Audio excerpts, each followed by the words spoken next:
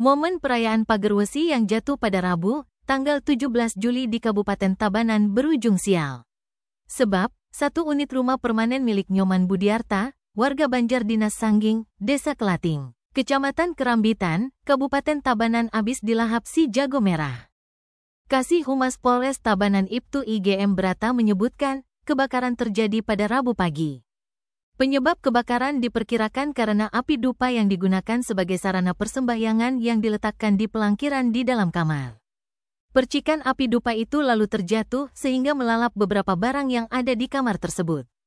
Untuk kronologinya, Ibtu Brata menyebutkan, sebelum kebakaran terjadi istri korban atas nama Nyoman Aryasih melakukan persembahyangan dengan menggunakan dupa di pelangkiran kamar rumah korban. Setelah sembahyang, Nyoman Aryasih langsung maturan keliling.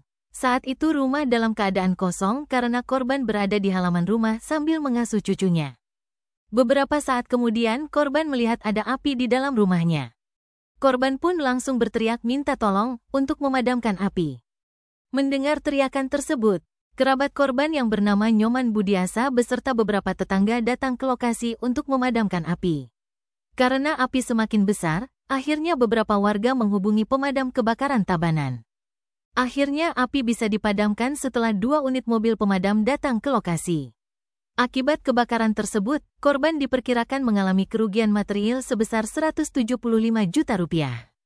Tidak ada korban jiwa dalam peristiwa tersebut, dan korban menerima sebagai musibah sehingga tidak dilaporkan.